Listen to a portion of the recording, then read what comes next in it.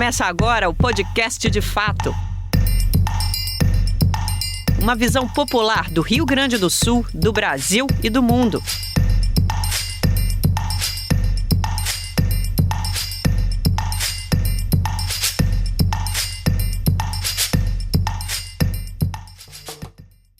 Olá, estamos entrando no ar com o podcast De Fato, uma produção do Brasil de Fato do Rio Grande do Sul, em parceria com o Sindicato dos Bancários de Porto Alegre e região. Gravado no Estúdio Hall, diretamente do Centro Histórico de Porto Alegre. Eu sou Kátia Marco, comigo tocando o programa Ayrton Centeno. Salve, Kátia. Muito bem-vindo, Ayrton. Sempre um prazer te ter aqui. Prazer é mútuo. 2 deputados do Partido dos Trabalhadores acabam de protagonizar um acordo bastante incomum no plano político partidário em geral, e não apenas no PT. Após o primeiro turno da eleição para o Diretório Estadual, as 2 chapas que disputariam o segundo turno decidiram se unir para fazer uma gestão compartilhada. Hoje conversaríamos com os 2, mas a deputada Sofia Cavedon sofreu uma queda e passou por uma cirurgia. Está ainda hospitalizada, infelizmente. Não vai poder estar aqui com a gente, mas queremos já mandar a nossa pronta restabelecimento, né? E irradiando aí saúde para Sofia, essa grande guerreira. Mas a nossa conversa vai acontecer, então, com o seu parceiro no comando da legenda.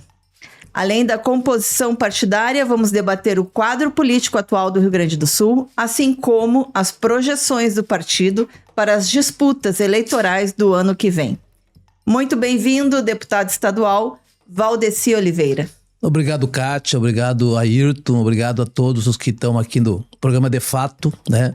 É uma alegria estar aqui também e quero também aqui me associar à pronta recuperação da companheira Sofia. Eu estava em Brasília no encontro nacional do partido quando ela acabou, né, tendo esse pequeno acidente, tratou isso como uma pequena queda, ficou durante 1 dia e meio no hotel. No domingo ela já estava no encontro, andando por lá, sentindo dor, achava que não era nada, veio para cá e acabou depois de 4, 5 dias fazendo um exame mais aprofundado, descobriu que tinha um problema de fratura, né? Então ela fez uma cirurgia, mas está tudo bem. Espero que logo em seguida ela já esteja na linha de frente na luta junto com a gente aí.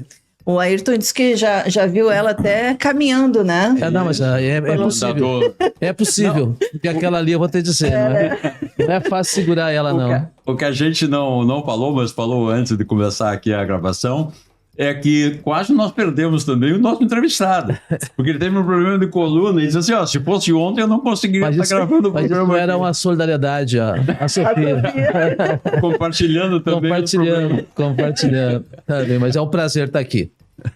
Muito bem. Bom, vamos começar falando sobre essa questão da gestão compartilhada. Eu imagino que a grande tarefa da gestão compartilhada seja o planejamento da campanha de 2026, ano que vem. Uma campanha crucial, né? Como tem sido as últimas campanhas no nosso país, né? É isso ou não? O primeiro, assim, é bom explicar, né, para aqueles que não acompanham a vida partidária, né? Nós, na verdade, o PT é o único partido, acho que no mundo, né, que tem esse sistema de eleição direta, onde o voto do mais humilde filiado tem o mesmo peso do voto do presidente Lula, por exemplo.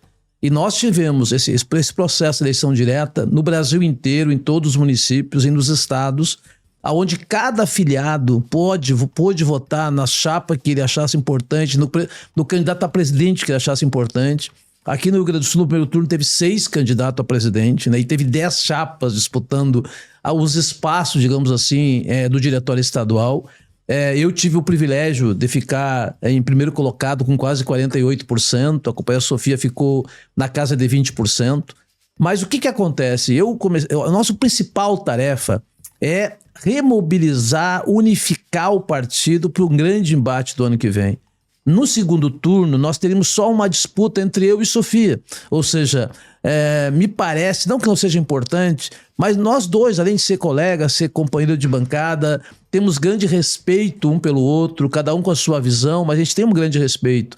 E eu fiz eu levantei a ideia de que eu achava que era muito significativo nós fazer uma proposta e que, em vez de ter segundo turno, nós fazer um acordo que eu ficaria os 2 primeiros anos como presidente e a Sofia os 2 segundos anos como presidente. Primeiro, que sinalizaria para dentro do PT, inclusive, toda essa sinergia de unidade, de necessidade de unidade, de reorganização partidária. Mas também para fora, para a sociedade, de que nós estamos, na verdade, muito mais do que estar preocupado, que é interessante as disputas internas, mas a nossa disputa é externa. O nosso inimigo está lá fora e não dentro, entendeu? Então, esse foi o que a gente sinalizou. Logicamente que a gente fez uma série de conversas, de reuniões com os vários parceiros, a gente tinha várias chapas que apoiavam uma ou outra candidatura, e isso foi acordado de uma forma praticamente unânime no PT.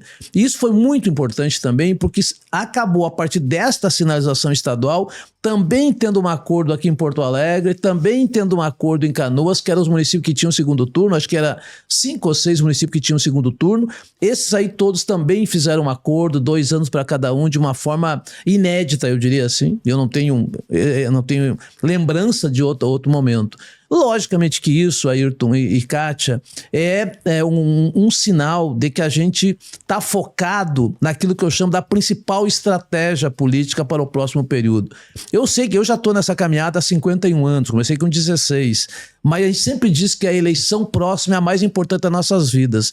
Mas a próxima eleição é verdadeiramente mais importante das nossas vidas por várias razões. Primeiro, porque vai ser a última eleição que nós teremos a presença como candidato do companheiro presidente Lula.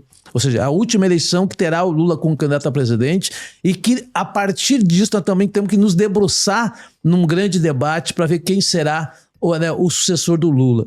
Segundo, é que nós estamos vivendo um momento da política nacional e internacional, mas especialmente a nossa aqui, onde a democracia continua por um risco, onde a democracia continua sendo ameaçada todos os dias. Não só a democracia, como agora a soberania nacional.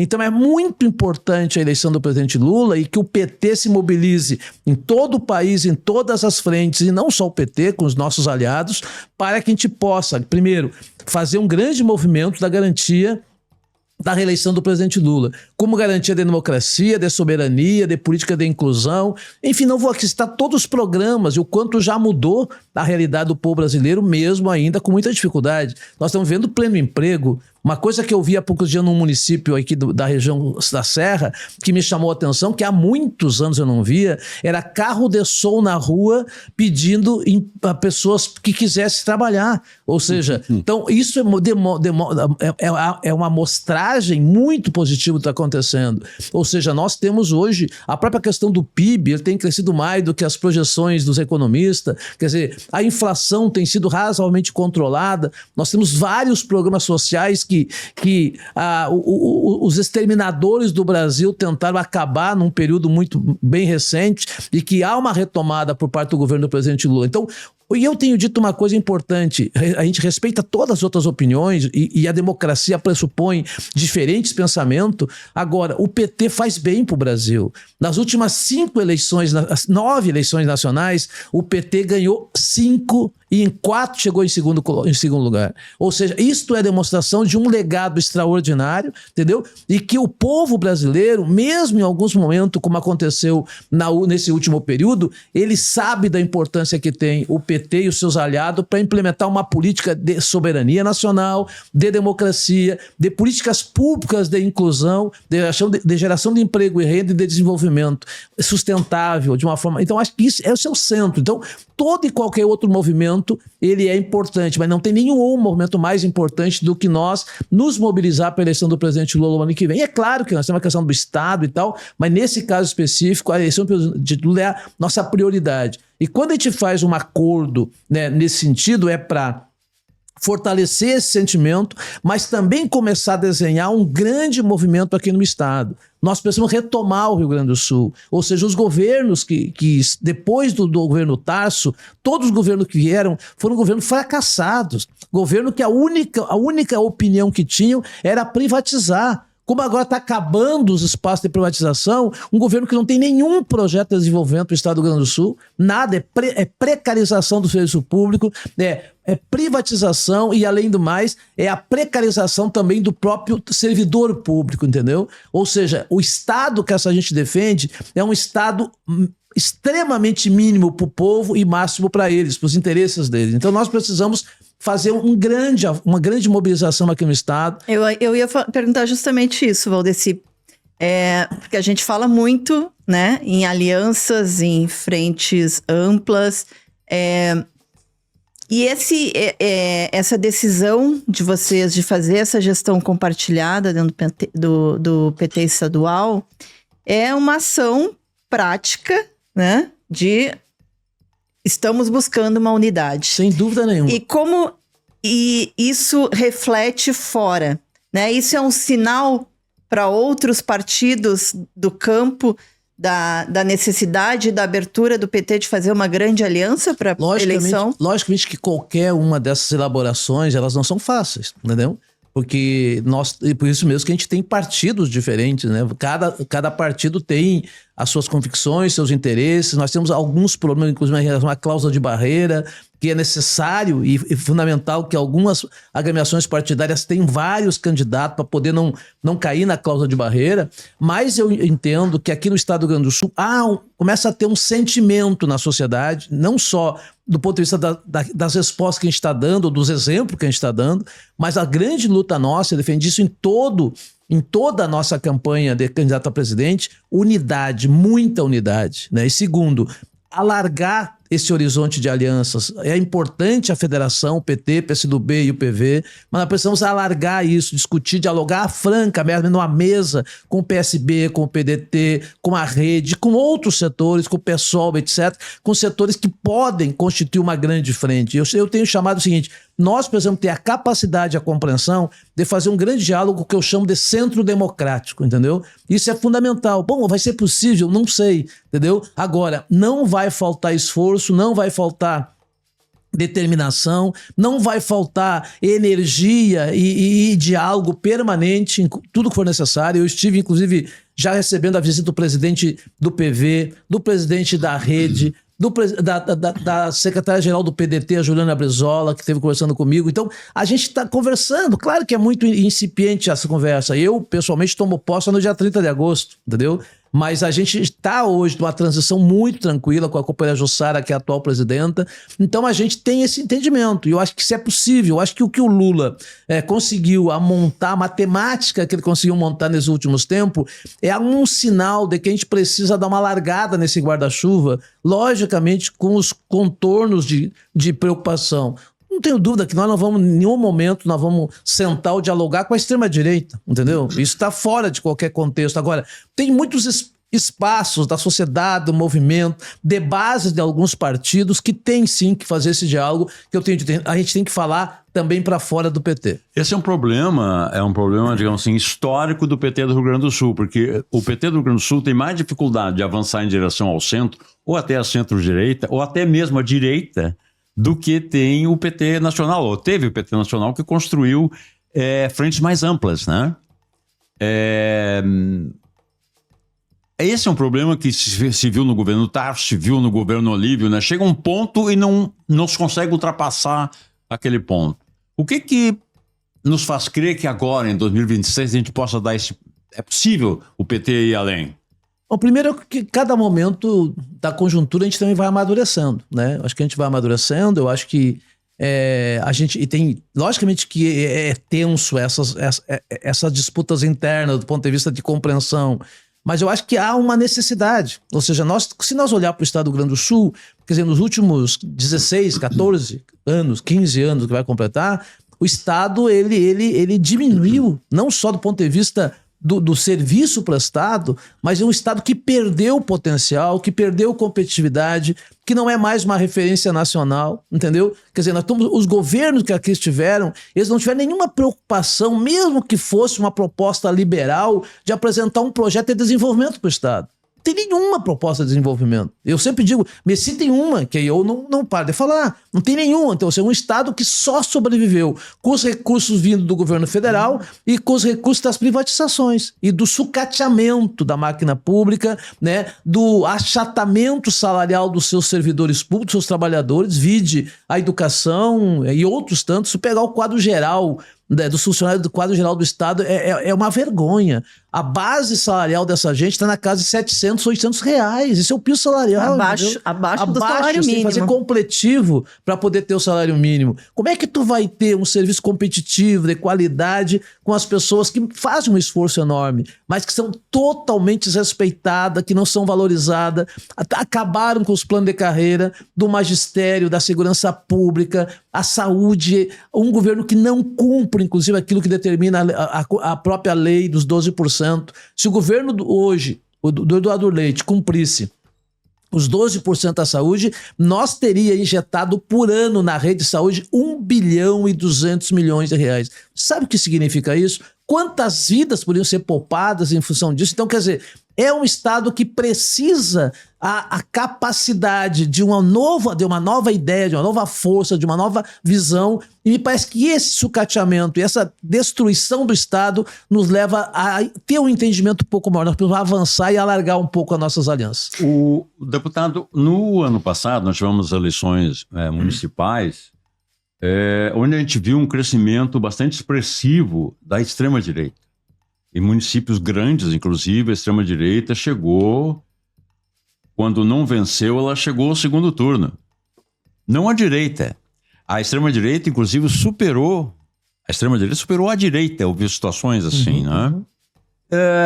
Você acha que vai se repetir isso no seguinte sentido, de que o adversário do PT vai ser a extrema-direita do PT e das forças do campo popular democrático em 2026? Vai ser a extrema-direita?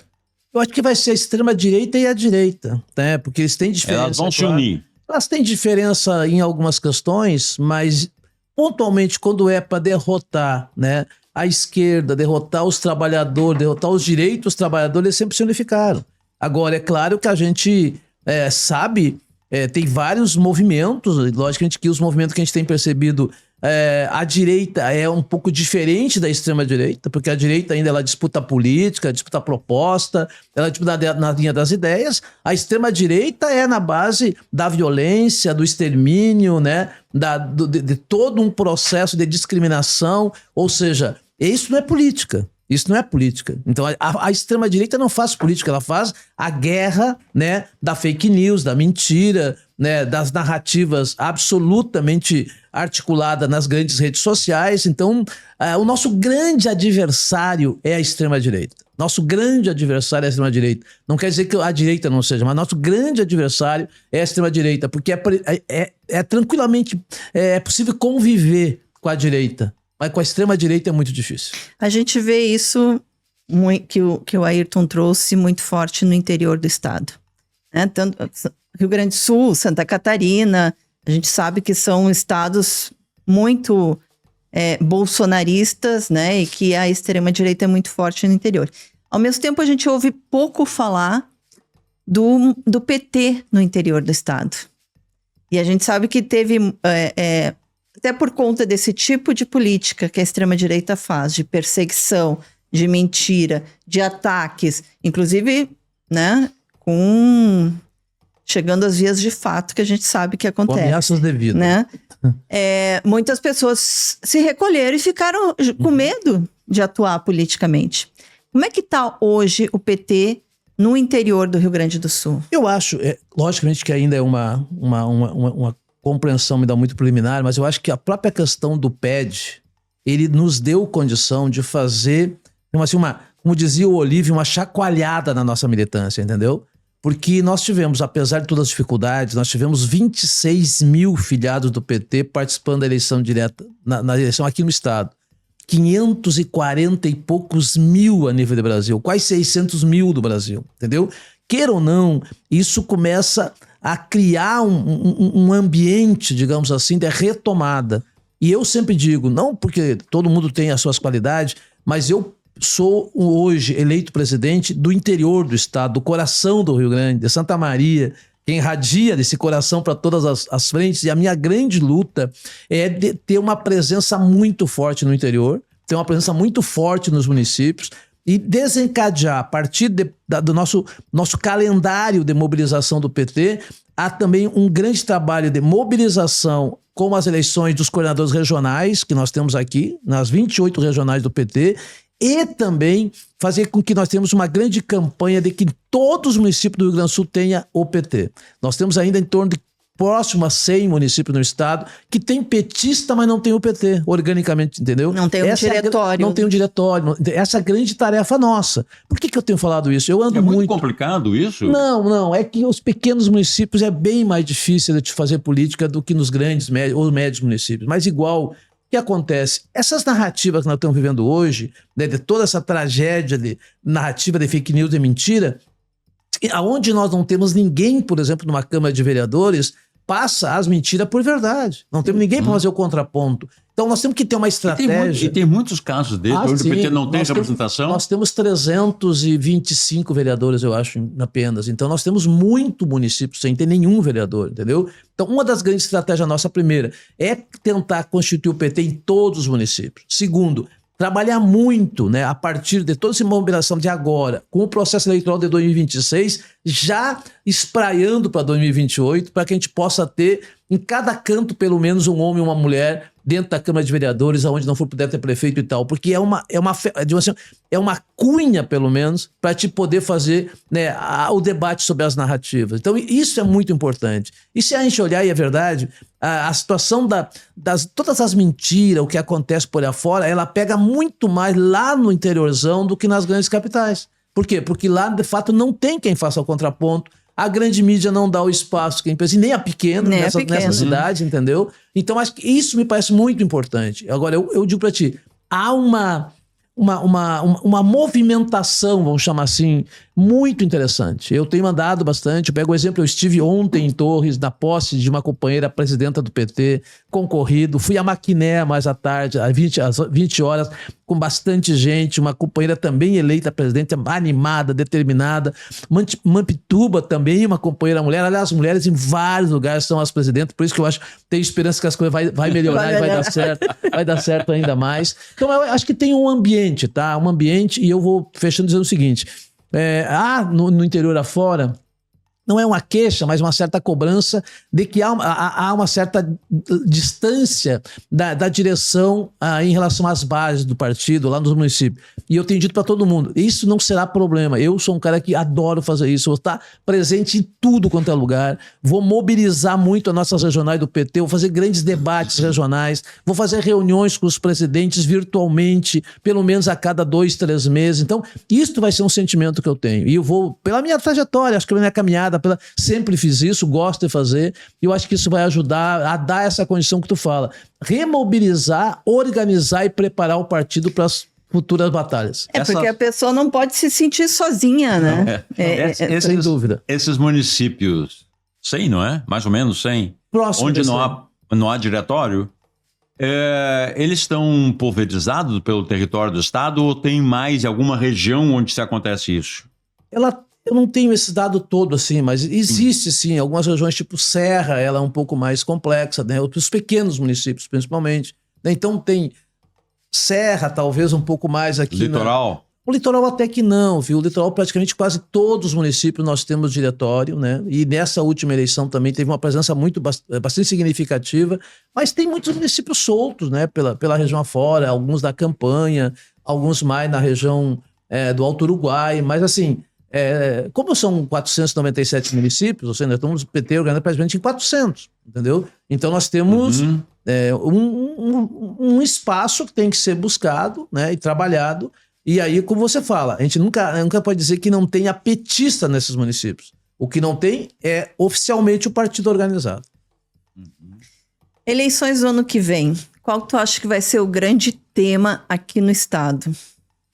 Eu acho que o grande tema do Estado, ele vai estar vinculado também a um pouco do tema nacional, entendeu? Não tem como nós não falar de soberania, de democracia. O tarifaço do Trump vai estar estar tarifaço do Trump, aliás, porque o Rio Grande do Sul é um dos grandes prejudicados. E é bom dizer com todas as letras, se hoje os empresários estão tendo toda a situação que estão vivendo e que muitos trabalhadores talvez pegam o emprego, a culpa do que está acontecendo não é só do Trump, é do Bolsonaro. É do filho do Bolsonaro, né, que está lá como um embaixador para lutar contra o Brasil, contra o povo brasileiro, e nós estamos pagando uma conta muito alta por causa disso. O Eduardo Bolsonaro criou uma figura que a gente não imaginava que pudesse existir, que é o anti-embaixador. O anti-embaixador e anti-país, anti-tudo, né? Então, quer dizer, acho que isso. Agora, logicamente que o paralelo, que eu chamo isso mais do ponto de vista mais nacional e estadual, sem dúvida nenhuma, o grande debate vai ser o desenvolvimento econômico, entendeu? Qual é o projeto que essa gente teve nos últimos 16 anos? Porque se nós pegarmos mesmo as dificuldades que a gente teve no governo Olívio Dutra e no governo do Tarso, nós tínhamos um programa, nós tínhamos um plano de desenvolvimento, entendeu? Nós tínhamos uma série de cadeias produtivas bastante desenvolvidas e estavam se desenvolvendo, estavam investindo, seja na tecnologia, em várias outras áreas. Acabou, entendeu? Acabou. Ou seja, os caras acabaram, inclusive agora recriaram, mas a própria Secretaria de Desenvolvimento Rural do Estado, um Estado que tem um potencial da agricultura familiar que foi totalmente escanteado na maioria desses governos. Então, acho que o grande debate é sobre um projeto de desenvolvimento do Estado do Rio Grande do Sul para que a gente volte, pelo menos, aí, a disputar os espaços que ao longo da história nós tivemos. Um Estado que era terceiro, quarto, não sei, hoje nós estamos, bom, nem sei aonde, em várias áreas. Então, acho que o grande debate é esse, vincular isso, o que o governo federal tem investido e injetado de dinheiro aqui, nós temos que dizer isso. Porque não é isso que vão dizer. O próprio atual governador, ele omite esse dado. Ele deveria, inclusive, nesse momento do tarifaço, não estar do lado do Lula, está criticando e fazendo um movimento contra o que está acontecendo do Trump e dos aliados do bolsonarista que estão lá, mas ele fica em cima do muro. Aliás, é um governador que quase todos os pontos mais polêmicos ele fica em cima do muro. E nós vamos ter que fazer esse debate, entendeu? Porque ele vai ter seus candidatos, aqueles que vão dar continuidade ao seu governo e discutir desenvolvimento linkado com aquilo que vem do governo federal. Se não fosse os recursos do governo federal em função da tragédia da enchente, que esse estado já teve mais de 100 bilhões de reais, o estado ia falido, estaria quebrado. É graças ao governo do presidente Lula e todos os recursos que vieram e da criação da Secretaria de Reconstrução do Estado, o Ministério de Reconstrução do Estado aqui no Estado que foi constituído, é que nós temos hoje, o crescimento do PIB gaúcho foi maior do que o PIB nacional. Não é por acaso. Então essas coisas alguém tem que dizer. Não é, hoje eu sei que não é a grande mídia que vai dizer, não é a direita que vai dizer e não são os nossos adversários. A campanha eleitoral é uma oportunidade de nós colocar a narrativa verdadeira e não uma narrativa mentirosa que eles falam. Aliás, a Assembleia Legislativa está fazendo, né, pela presidência do deputado Pepe Vargas, esse debate sobre o desenvolvimento. Qual desenvolvimento nós queremos, na verdade, né? Exatamente. Porque não adianta também pensar um desenvolvimento nos mesmos parâmetros que pensamos até hoje, sendo um dos epicentros das mudanças climáticas no país, né? Sem dúvida. Eu acho que toda essa discussão da sustentabilidade, do ente econômico sustentável, ele está muito bem postado nesse processo. Eu participei na última semana em Santa Maria, né, do Fórum Democrático, desse diálogo, tinha bastante gente. E é muito interessante porque tu oportuniza de que a sociedade coloque as suas opiniões. E há uma preocupação majoritária em relação a esta questão do desenvolvimento, mas um desenvolvimento que não seja predador.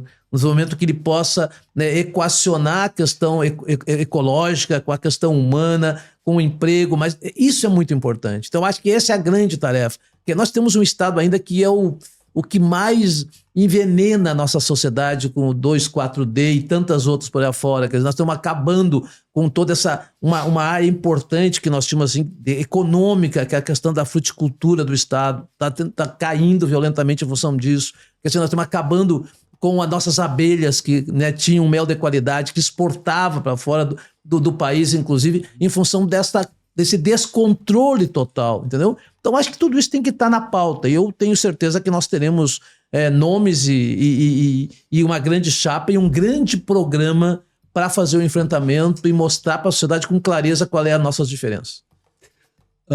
Deputado, esse ano a gente vai ter esse ano e o ano que vem tem uma particularidade. Por exemplo, o governador, que era um quadro, imagino que há quase 20 anos do PSDB, trocou de partido e foi para o PSD do Gilberto Kassab. Que é um partido que cresceu nas eleições do ano passado, ao contrário do PSDB, que nas eleições municipais diminuiu ainda mais. De que maneira essa presença do PSD, dessa situação um tanto anômala, né? Que o governador mudou de partido e ele próprio é candidato a alguma coisa, seja a presidência, como diz, ou ao Senado. Como é que é essa situação, a presença do PSD também, dentro desse concerto, vai influenciar essas eleições aí? Olha, eu acho que é um problema deles, né? O problema é que eles vão ter que trabalhar, vão ter que resolver. Não muda, no meu ponto de vista, porque só muda a 6 por meia dúzia, né? Porque o governo sai do PSDB, vai para o PSD, mas fica com a mesma postura, com a mesma forma de pensar. Governo. É o mesmo governo. Quer dizer, é um governo... Aliás, eu acho que a grande maioria da população nem sabe que ele trocou de partido, nem né?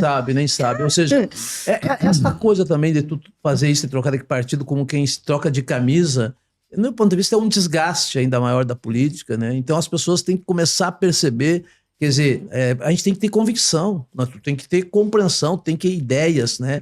E ideias não podem mudar de uma hora para outra por interesses particulares e pessoais. Não é por acaso que ele saiu do PSDB. Ele saiu do PSDB não por preocupação com a sociedade, com o desenvolvimento, com o emprego, com o povo. Saiu por interesse pessoal. Porque ele acha que ali tem um espaço maior para sua promoção pessoal. Quer dizer, eu acho que todo um cara que tem essa visão de prioritariamente a sua promoção pessoal não faz política. Ela faz uma carreira de emprego e não de defesa dos interesses do povo brasileiro. Essa é a minha avaliação. E deveria, se ele quisesse de fato ser um cara com posição, deveria estar defendendo a soberania nacional, deveria estar se somando a todos os esforços que o governo federal tem feito e também dar opinião sobre tudo esse absurdo de uma intervenção de um outro país no nosso país e que está trazendo enorme dificuldade, inclusive para o povo gaúcho. Eu acho que essa... Não tem nada, tu não vê nada. Pelo contrário, ele veio criticar o Lula. O que sabem fazer é isso. Agora até tem diminuído, porque o Lula está crescendo e vai ser presidente o ano que vem de novo. Como é que tá o debate dos nomes, Valdeci? Como é que... A gente já viu, né, que tá aí no páreo Edgar Preto, né? Temos Paulo Pimenta, algumas... Mas como é que tá esse debate? Não tem ainda o debate organizado, né? Tudo que tem até agora ainda são especulações, mas logicamente que a gente tem feliz de um partido nosso que tem grandes lideranças, né? Não só Edgar, Pimenta e tantos outros companheiros e companheiras. Acho que isso é importante. Logicamente que para tu começar a discutir nomes, se nós estamos discutindo aqui, e eu falei isso, que a gente quer, ter uma aliança, alargar o horizonte, digamos assim, nós não podemos já ir trabalhando em cima de nome, estamos trabalhando em cima de uma proposta, em cima de um programa, né? Em cima de um método, diria assim, para ver como é que tu vai chegar. Por isso que eu tenho dito, inclusive, de que logo depois do dia 30, depois do dia 7, porque ainda tem, né, do feriado ali, mas depois do dia 7 a minha pretensão, né, fazer uma primeira reunião da executiva do partido e nesta reunião apresentar já uma ideia de nós começar a fazer uma mesa de negociação, assim, de diálogo, chamar além do PT, do PCdoB, do PV, do PSOL, do PDT, do PSB, todos esses setores aí, quem quiser, e eu acho que é possível, fazer uma discussão e começar em cima disso, pensar uma estratégia. Qual é o nosso projeto? Qual é o nosso plano? O que é importante para o Estado? Eu acho que a partir daí tu tem que construir uma chapa. Nós estamos uma possibilidade, digamos assim, de ter 4 grandes nomes. Um candidato a governador, vice-governador, 2 vagas no Senado. Então nós temos esse espaço, digamos assim, de constituir. E mais, até pode não ter toda a vontade que a gente tem de estar todo mundo num primeiro turno. Isso pode não acontecer. Mas tu pode fazer pactos, entendeu? Bastante eficazes já no primeiro turno, sinalizando para um segundo turno. Então, mas tudo isso tem que estar numa discussão, numa mesa franca. Eu sou um cara que gosto do diálogo, né? Acho que a minha trajetória me dá essa tranquilidade. Claro que eu sei que a gente tem também as divergências internas no PT, mas há acho que uma certa sinergia, digamos assim, hoje, de vontade da gente. Não dá mais para nós continuar com a situação que o Estado está vivendo. Falou que começou na política com 16 anos. São 51 anos esse ano de militância política. Foi lá em Santa Maria. Apesar dessa cara de guri, eu tenho 68 anos, né? Vou fazer dia 7 de setembro, né? Olha aí. Não, eu, na verdade, eu vim da lavoura, da roça, né? Eu, até 18 anos eu trabalhei na lavoura, né? Filho de pequeníssimos agricultores. E a partir de 16 anos eu já comecei a participar da pastoral e tal. E depois eu acabei indo para a cidade, trabalhei em metalurgia, né? Fui soldador de profissão, fui presidente de sindicatos metalúrgicos, fui presidente de namoradores. Bom, é uma longa história. Depois eu acabei em 1988. Eu e o companheiro Pimenta fomos os 2 primeiros vereadores eleitos da história do PT em Santa Maria. Uma época muito difícil, muito difícil. E nós tivemos sorte que a gente foi os 2 primeiros eleitos. E em 92, eu e o Pimenta fomos os 2 mais votados da cidade. Um exemplo, em 88 eu fiz 1.396 votos. E eu fui reeleito mais votado da cidade em 92 com 4.030 votos. E por esta razão eu fui direto para deputado federal. De vereador para deputado federal. Fiquei de primeiro suplente, né? E naquela época, logo depois, o Fortunati era deputado federal e se elegeu vice-prefeito em Porto Alegre. Eu assumi o lugar do Fortunati em 97. Fui reeleito em 98, deputado federal. E 2000, quando eu estava engrenando lá em Brasília como deputado federal, Santa Maria acaba me chamando para ser candidato a prefeito. Não tinha nenhuma possibilidade, mas nós fizemos uma pesquisa, eu tinha 4%, 5%. E aí o Pimenta era estadual, eu era federal, e eu fiz uma proposta para o Pimenta, junto com o PT, de que nós devemos ir, eu para prefeito e ele de vice, porque nós íamos eleger uma bancada de vereadores, pelo menos, e eu e ele já estariam fazendo nossa pré-campanha para deputado federal e estadual, porque também tem televisão, ajudaria. E aí, a surpresa de todos nós, inclusive de nós mesmos, nós acabamos nos elegendo. E fomos eleitos prefeito, uma situação absolutamente difícil. Nós pegamos uma prefeitura completamente quebrada, desde outubro sem pagar salário, dívida para toda a ordem. E a gente acabou fazendo um trabalho bastante sério. Eu fui o primeiro prefeito reeleito da história de Santa Maria em 2004, né? E acabei, então, depois disso, vindo para deputado estadual. 2010...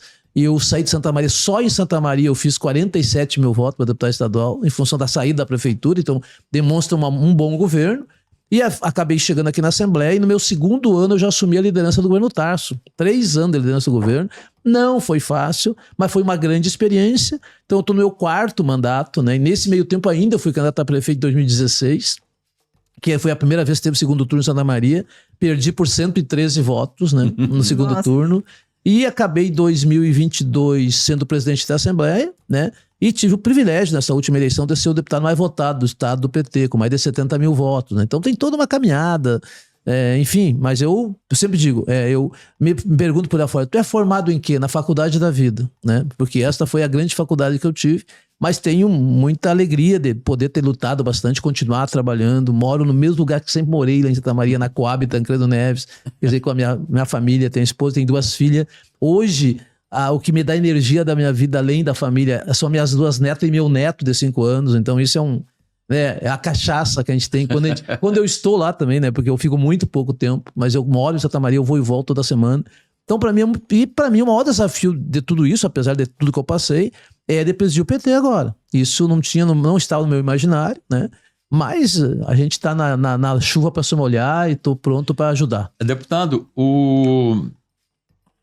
saiu uma pesquisa essa semana da Atlas Bloomberg, em que se faz uma avaliação do prestígio das instituições. E me chamou a atenção, tem assim algo, são avaliadas a polícia, a igreja católica, a igreja evangélica, polícia militar, Supremo Tribunal Federal, etc. Me chamou a atenção, são umas 12 instituições.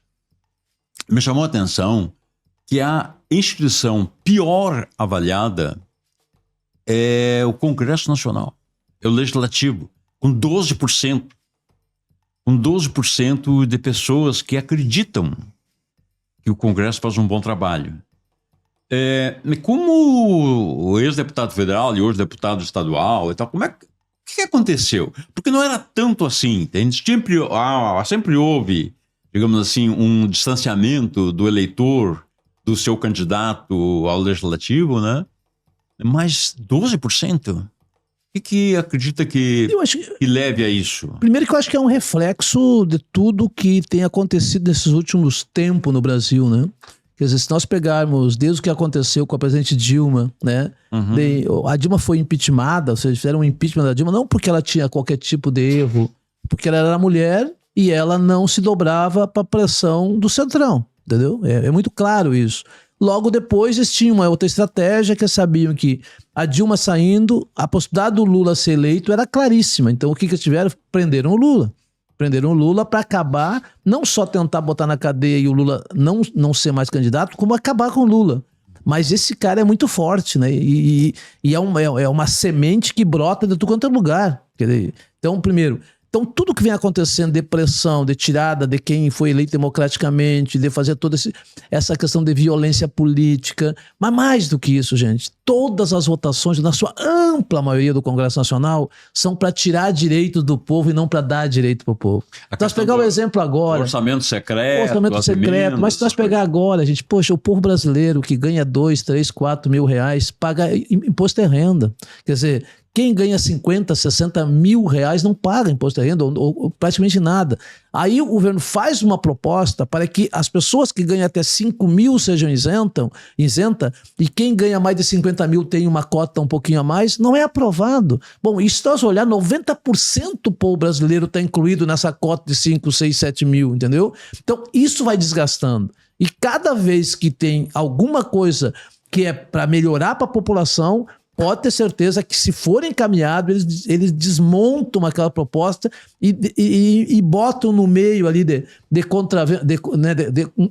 uma contravenção, digamos assim, de proposta que é para tirar direito. Então, a saúde, por mais que o governo federal lute, os caras têm as emendas que fazem o que bem entendem. Eu acho que é muito difícil tu tratar com esse tema. Um governo que praticamente perdeu, né, a possibilidade, de fato, de lidar com o orçamento como o governo fazendo a sua proposta. São 50 bilhões de reais, entendeu? Quer dizer, então tem um desgaste natural. Mas o que me surpreende, então, isso me assombra, digamos assim, é que apesar de tu ter 12%, quando vem as eleições, 80% que são eleitos são esses que tiram o direito do povo, entendeu? É isso que é triste. Isso é que a gente precisa fazer um grande debate sobre isso, aprofundar essa reflexão, né? É justo, é legítimo na democracia que tenha todos os vieses políticos. Agora, não é impossível que um país que tem 90% da classe trabalhadora eleja 80% do setor empresarial para ir para lá, não para dar direito para eles, mas para tirar o direito deles. Não, essa é a grande realidade. Então, esse país precisa fazer um grande debate sobre isso. Eu acho que é por isso que a gente tem que cada vez mais defender a democracia, a soberania, para poder avançar em outros pontos. E precisamos trabalhar muito na educação, né? Porque a nossa mídia também tem um papel importante, né? Nessa despolitização, nessa questão política. A educação não pode mais ser só tema de palanque eleitoral. Ela tem que ir na prática. Eu acho que houve muito avanço, entendeu? A questão do ProUni, do FIES, tudo que está acontecendo no governo federal, os institutos federais, quer dizer... Eu sou de uma época que fui deputado federal, na época do Fernando Henrique Cardoso, né? Que eles acabaram com os institutos federais, né? Poxa, quando tu percebe... Eu fui no lançamento do presidente Lula, quando lançou os novos 100... campos dos Institutos Federais. Eu sou um apaixonado pelos Institutos Federais. Eu conheci São Vicente do Sul quando tinha uma escola técnica. Quem vai lá hoje é uma revolução. Júlio de Castilho, Alegrete, tantos lugares, Jaguari. Então é uma possibilidade enorme. Mas logicamente que a gente não tem o mesmo espaço para divulgar as coisas positivas do que as coisas negativas. Quer dizer, este é o grande drama. A disputa, né, de projeto, mas a luta de classe, ela está explicitada como nunca nesse país. Como nunca nesse país. E aí só que as narrativas, elas saem só para os interesses de quem tem o poder econômico. Porque o restante é muito difícil de disputar. A rede social é um espaço, mas que se tornou também uma desgraça. Então tu tem muitas dificuldades. Mas, bom, temos que continuar sonhando. Eu sonho, eu sou um otimista ainda que o povo um dia vai enxergar que tem poder maior, tem mais poder do que o elefante no circo.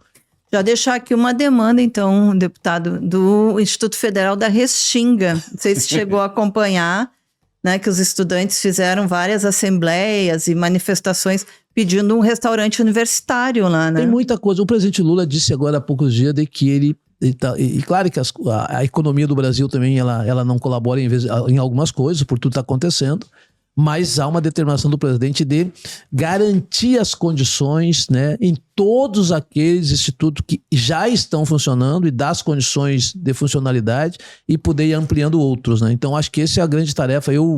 É gigantesco quando tu conhece uma realidade antes e depois do Instituto Federal. É gigantesco, entendeu? Então, acho que isso é... Eu tive a oportunidade, inclusive, de ser palestrante, uma aula inaugural do curso de Políticas Públicas em São Vicente, que eu fiquei encantado, porque eu achei que ia ter meia dúzia, fui todos os cursos assistir, e eu fiquei pensando, o que eu faço aqui, né? E eu pensei, vou falar de política pública, da prefeitura, e na hora eu achei melhor contar um pouco da minha história, da vida, do agricultor, da dificuldade e tal. E aquele um silêncio total, extraordinário, estarrecedor, assim. Quando eu terminei de falar, todo mundo aplaudia. Eu descobri que 90% que estavam ali também vinham de uma origem, lá da lavoura, lá da dificuldade, um trabalhador que começou a ter uma oportunidade. Então, essas coisas, elas são... Enfim, é a que nos ajuda a dar energia. Né? Essa história é uma das tantas histórias que a mídia deixou de contar, né? Exatamente. A história do crescimento e da influência e da transformação que oferecem os institutos federais. Sem dúvida, institutos federais, as universidades federais. Quer dizer, eu fui agora semana passada uma reunião com o reitor da Universidade de Santa Maria, se nós pegar aí há 3 anos atrás, 4 anos atrás, eles estavam definindo todos os dias como é que iam fazer um troquinho para cortar grama, como é que fazia, demitir fulano, demitir ciclano. Tu vai hoje na universidade, ele disse isso, nós estamos aqui com dezenas de obras, de equipamentos chegando, não falta dinheiro para nada. Quer dizer, essa é a grande diferença de quem aposta numa universidade pública, gratuita, de qualidade, na educação de qualidade, e quem aposta, lógico, na destruição e na desinformação. E que é quem faz pesquisa, né? Sim. No nosso país. Muito obrigada, deputado Valdeci Oliveira, por sua participação aqui com a gente, mas fique aí que temos mais um pouquinho de programa aqui pela frente. E você, não esqueça, né, aquele velho pedido de sempre, a apoiar o Brasil de Fato, apoiar esse jornalismo que fala aquilo que a grande imprensa não fala. Entra lá no nosso site, apoia.se/Amigos do Brasil de Fato RS. R$1 por dia já vai estar super nos ajudando a continuar a fazer essa comunicação popular. Prensa na imprensa. Prensa na imprensa. Eu vou registrar uma transformação chocante para mim que se refere ao mundo da imprensa, justamente ao mundo do jornalismo, ao mundo da informação. Você sabe, todo mundo sabe, que nas guerras, entende? O pessoal da imprensa vai para cobrir repórteres de guerra e usam um jaleco onde está escrito press em letras bastante fáceis de serem distinguidas, né? De longe, para não ser vítimas de uma bala, né? Pois bem, isso não vale mais. Pelo menos em Gaza não vale. Porque é isso que eu quero me referir aqui. Quem usa press se transformou em alvo. Porque há números estarrecedores sobre isso, e eu vou falar um pouquinho depois. Porque as forças, chamado Exército, o IDF, né, o Exército de Defesa de Israel, eles estão visando também jornalistas. Né, porque há uma história que não deve ser contada. Que é a história que está acontecendo em Gaza. Né? Então, 5 jornalistas da rede Al Jazeera, que é a rede mais forte do mundo árabe, no Catar, é uma das maiores do mundo, né? Com sede no Catar, foram assassinados pelas chamadas Forças de Defesa de Israel, entre aspas, no domingo agora, dia 10. E é impressionante porque, segundo o que eu tenho aqui, o Comitê para Proteção do Jornalista, CPJ, que é uma organização internacional, 192 jornalistas já foram mortos em Gaza. Desde outubro, desde o ataque do Hamas, desde 2023, outubro de 2023, quer dizer, é um número 3 vezes, olha, vejam bem, é um número 3 vezes maior do que a soma de jornalistas mortos na Primeira e na Segunda Guerra Mundial. E uma conflagração que tomou um continente inteiro, mais de um continente, né? Conflagrações, né? E a Primeira Guerra durando 4 anos e a Segunda Guerra 6 anos, né? Então estamos aí 10 anos de mortandade em vários continentes que não chegam ao número de jornalistas já assassinados em Gaza. Já falo assassinados, porque eu acho que é isso, né? Então eu acho que Israel, além de estar matando jornalistas, está matando testemunhas, né? Para que não conte ao mundo o que está sendo feito. Então, o ataque também é um ataque não apenas contra o jornalista, mas contra a verdade factual, a verdade dos fatos. Então, acho que é preciso registrar isso, né? E eu acho um fato absolutamente chocante. Muito chocante. Aliás, a FENAGE, né, lançou nota, enfim, eu acho que todas as entidades que defendem a vida, né? Inclusive, essas mortes, né? Essas mortes sensibilizaram a Europa, que se mantém fazendo olho branco para essa guerra. Inclusive, lideranças europeias denunciaram isso e criticaram isso, né? Muito bem. Gente, estamos chegando aí no nosso quadro final, né, para eleger a nossa figuraça da semana, mas antes não esqueça de curtir, compartilhar, comentar o nosso podcast. Também quero lembrar a vocês que aqui nos Sindicatos Bancários nós temos os Cine Bancários, um único cinema aí no país que é bancado inteiramente por um sindicato. E é um dos últimos cinemas de calçada também de Porto Alegre, que fica aqui na General Câmara 424. Essa semana entra em cartaz, na sessão das 19 horas, Os Enforcados, que é um novo filme de Fernando Coimbra, onde o Valério, Irandir Santos e Regina, a Leandra Leal, formam um casal vivendo confortavelmente na zona oeste do Rio de Janeiro, graças ao império do jogo do bicho, construído pelo pai e pelo tio dele. O Valério, que acredita ter mantido suas mãos limpas, precisa lidar com as pendências da sua família em um meio que obedece a leis próprias. Incentivado pela ambiciosa mulher, ele tenta uma jogada que ambos consideram infalível. Olha aí, um bom roteiro para essa semana. E às 17 horas pode ser conferido o documentário Placar, a revista militante. Eu gostava de ler a Placar, né? Dirigido por Ricardo Correia e Sérgio Xavier Filho. O filme resgata a história da icônica revista esportiva que marcou época no jornalismo brasileiro e influenciou gerações. Com depoimentos de craques como Pelé, Zico e Casagrande, além de mestres do jornalismo como Juca Kfouri, Mário Betting e Paulo Vinícius Coelho, PVC. O filme é um mergulho no papel transformador da imprensa esportiva em momentos cruciais da história do Brasil. Vamos para a nossa figuraça da semana, Ayrton. Figuraça da semana. Bom, eu não vou mudar do tema, né? Para mim, a figuraça da semana são os 5 jornalistas mortos em Gaza. Tá? Eu vou registrar o nome deles aqui. Anas al-Sharif, Mohammed Craig, não sei se é essa a pronúncia correta, árabe, Ibrahim Zaher, Mohammed Nufal e Mohamed Aliwa. Muito bem. Eu acho que é merecidíssimo essa homenagem, né? Mas tem um fato que aconteceu essa semana aqui no Brasil que eu acho que a gente precisa registrar também. Diga lá. Eu vou dizer que eu não conhecia esse menino, né? Que virou notícia. Sim, já sei. E nas redes sociais. Mas o que ele fez foi de uma coragem incrível, né?